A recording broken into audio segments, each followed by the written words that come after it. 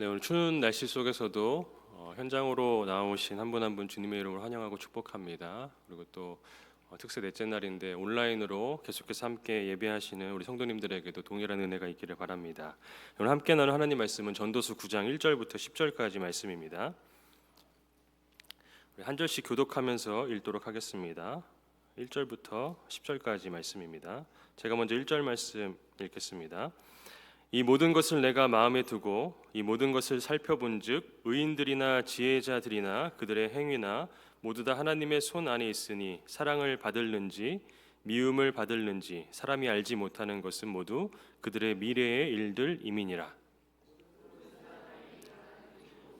일반이라 의인과 악인 선한 자와 깨끗한 자와 깨끗하지 아니한 자 제사를 드리는 자와 제사를 드리지 아니하는 자에게 일어나는 일들이 모두 일반이니 선인과 죄인 맹세하는 자와 맹세하기를 무서워하는 자가 일반이로다.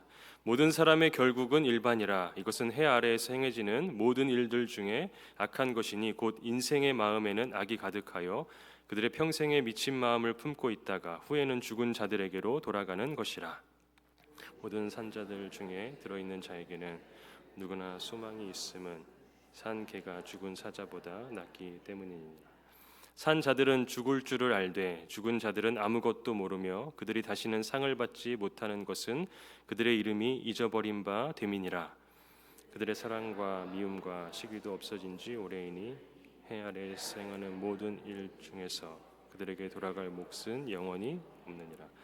너는 가서 기쁨으로 내 음식물을 먹고 즐거운 마음으로 내 포도주를 마실지어다. 이는 하나님이 내가 하는 일들을 벌써 기쁘게 받으셨음이니라. 내 의복을 항상 희게 하며 향 기름을 그치지 아니하도록 할지니라. 내 헛된 평생의 모든 날 곧 하나님이 해 아래에서 내게 주신 모든 헛된 날에 내가 사랑하는 아내와 함께 즐겁게 살지어다. 그것이 내가 평생의 해 아래에서 수고하고 얻은 내 몫이니라. 내 손이 이를 얻은 대로 힘을 다하여 할지어다. 내가 장차 들어갈 수월에는 일도 없고 계획도 없고 지식도 없고 지혜도 없음이니라. 아멘. 기도하겠습니다. 하나님 아버지 감사합니다. 이 시간 주님의 말씀 듣기 위하여서 우리가 나왔습니다. 누구도 그저 왔다 돌아가지 않게 하시고 하나님의 음성을 들을 수 있도록 성령님 역사하여 주시옵소서. 감사드리며 예수님의 이름으로 기도합니다. 아멘. 오늘 본문 말씀을 묵상하면서 한 단어가 계속 제 생각 속에 맴돌았습니다. 바로 유한성입니다. 사람은 명확한 한계를 가진 존재라는 점입니다. 어떤 한계입니까? 당장 1분 혹은 1초 뒤에 무슨 일이 펼쳐질지 모른다라는 지식의 한계입니다. 오늘 보면 1절을 보시기 바랍니다. 이 모든 것을 내가 마음에 두고 이 모든 것을 살펴본즉 의인들이나 지혜자들이나 그들의 행위나 모두 다 하나님의 손 안에 있으니 사랑을 받을는지 미움을 받을는지 사람이 알지 못하는 것은 모두 그들의 미래의 일들임이니라. 나에게 펼쳐질 미래의 일들을 우리는 꽤 높은 확률로 예측해 볼 수 있겠지만 정확하게 알 수는 없습니다. 설령 그가 의인이라 할지라도 엄청난 지혜가 있다 할지라도 성경은 인간이 자신의 앞날을 알 수 없다라고 말하고 있습니다. 왜 그렇습니까? 앞날은 인간의 능력 밖의 문제이기 때문입니다. 그런가 하면 오늘 본문은 인간이 가진 또 다른 유한성에 대해서 말하고 있습니다. 바로 죽음입니다. 3절 말씀 보겠습니다. 모든 사람의 결국은 일반이라. 그래서 일반이라는 건 제너럴하다는 것입니다. 해 아래서 행해지는 모든 일들 중에 악한 것이니 곧 인생의 마음에는 악이 가득하여 그들의 평생에 미친 마음을 품고 있다가 후에는 죽은 자들에게 돌아가는 것이라. 죽음은 누구도 피할 수 없습니다. 사람은 다 죽음을 앞두고 있고 마치 유통기한이 정해져 있는 물건처럼 유한한 존재입니다. 그런데 오늘날 이 세상은 이렇게 통념적으로, 그러니까 일반적으로 가지고 있던 인간의 이 유한성을 자꾸 왜곡시키거나 혹은 인식하지 않게 하는 방향으로 이끌고 있습니다. 팀 켈러 목사님의 죽음에 관하여라는 책을 보면 그 한 가지 원인을 이렇게 말합니다. 현세의 행복에만 집중하는 세속 문화. 현세의 행복에만 집중하는 세속 문화. 오늘날 이 세상이 죽음에 대하여 가지고 있는 보편적인 인식은 변했습니다. 죽으면 그냥 다 끝이다라는 주장입니다. 말 그대로 죽음 이후에는 인간은 그저 우주의 먼지가 될 뿐이다라고 말합니다. 그래서 어떤 삶을 살아가라고 말합니까? 살아있는 이 순간을, 오늘을 즐기라라고 가르칩니다. 살아있는 동안, 건강한 동안 내가 얻을 수 있는 이 현세의 행복을 극대화시키기 위해서 내게 주어진 시간이나 물질이나 힘이나 감정이나 능력을 최대치로 쏟아붓는 삶을 살아가라고 부추기는 것입니다. 그래서 오히려 더 현대인은 바쁩니다. 조급합니다. 더 두려워합니다. 그런데 이러한 현세의 행복에만 집중하게 하는 세속 문화가 현대인들에게 어떤 부작용을 더 심각하게 끼치고 있습니까? 바로 고통과 결핍과 실패를 해석하는 방식에 대한 오류를 심각하게 발생시키고 있는 것입니다. 지금 즐겨야 하는데, 오늘을 행복하게 살아야 하는데, 그래서 잘 돼야 하는데, 잘 풀리고 계속해서 복이 충만하게 임해야 되는데, 나는 왜 다른 사람보다 돈이 없지? 나는 왜 안 되지? 나는 왜 건강을 잃었지? 나는 왜 관계에 문제가 있지? 그러면서 결국 고통, 결핍, 실패로 인해서 자기를 비난하거나 혹은 타인이나 이 세상을 원망하거나 혹은 남들은 다 가지고 있는 것 같은데 나는 무언가 놓치고 있다는 두려움과 불안을 넘어 공포에까지 빠지게 됩니다. 점점 더 패배감에 휩싸이고 우울함과 공허함으로 우리를 몰아넣습니다. 분노 조절 장애, 자살률 증가, 마약 사용의 증가, 가족 관계 해체 등등의 사회 문제가 바로 이러한 것들에서 기인한다라고 팀 켈러 목사님은 진단합니다. 무엇 때문에? 현대인이 가지고 있는 이러한 모든 아픔은 결국 죽음과 같은 인간의 유한성을 제대로 인식하지 못하기 때문에 발생하는 결과라고 진단하는 것입니다. 그럼 어떻게 해야 합니까? 인간이 유한한 존재임을 제대로 인식해야 합니다. 나는 다 알지 못한다. 나는 모든 것을 다 할 수 없다. 나는 완벽하지 않다. 나는 언젠가 죽는다. 눈에 보이는 이 인간이 이룬 세상도 전부가 아니다. 그 세상이 가르쳐주는 것도 그래서 다 한계가 있고 완벽하지 않다. 세상의 말을 그래서 다 들을 필요는 없다. 이 한계가 인식될 때 그제서야 하나님이 보이게 됩니다. 하나님의 말씀이 들리고 주님의 은혜가 은혜로 여겨질 수 있는 시작점이 열리게 되는 것입니다. 그리고 그래야만 우리 삶 가운데 찾아오는 고통이나 결핍이나 실패에 대해서도 우리가 올바르게 해석할 수 있습니다. 우리가 잘 알듯 이 솔로몬은 세상이 다 부러워할 만한 엄청난 지혜를 가졌던 왕입니다. 그러나 그는 그 놀라운 지혜를 가졌어도 세상 돌아가는 것을 다 보면서 내뱉었던 말이 무엇입니까? 헛되다라는 한탄뿐이었습니다.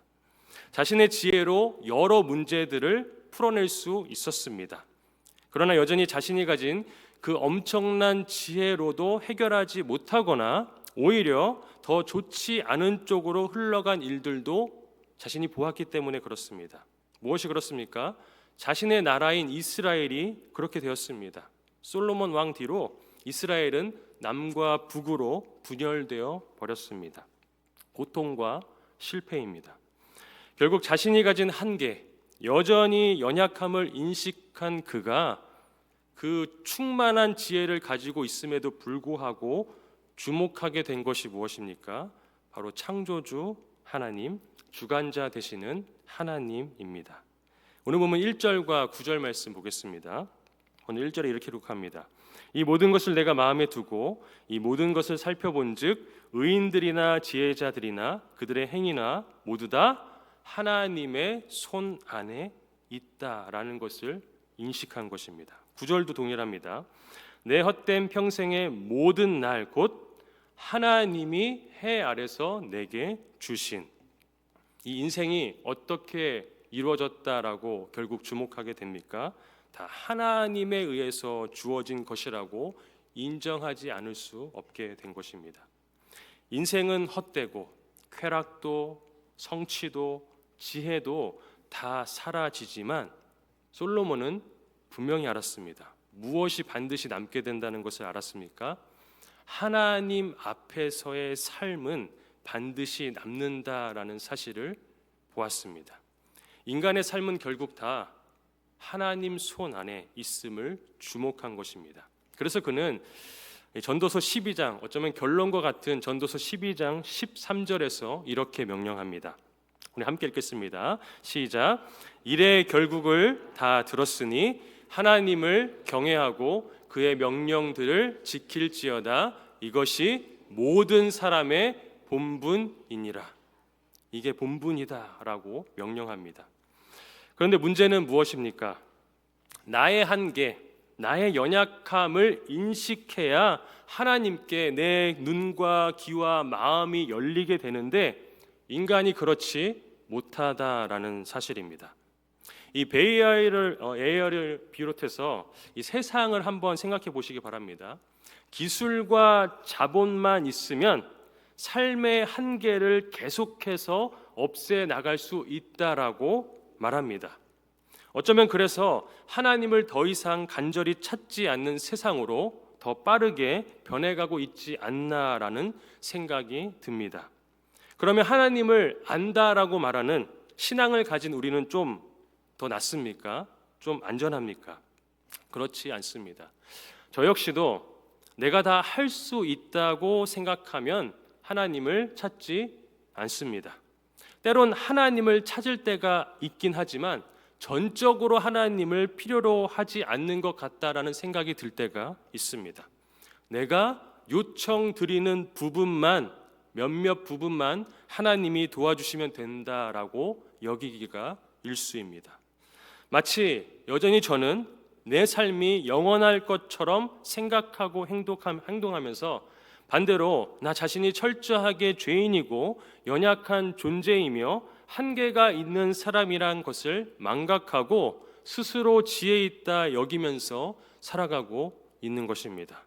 만약에 내가 정말 죄인이고 오늘도 연약하고 내 힘으론 아무것도 할 수 없다라고 말한다면 마치 갓난아기가 부모를 전적으로 의지하는 것처럼 하나님을 의지하게 될 것입니다. 그런데 나는 이미 다 커버린 어른처럼 하나님 앞에서 행동하고 있습니다.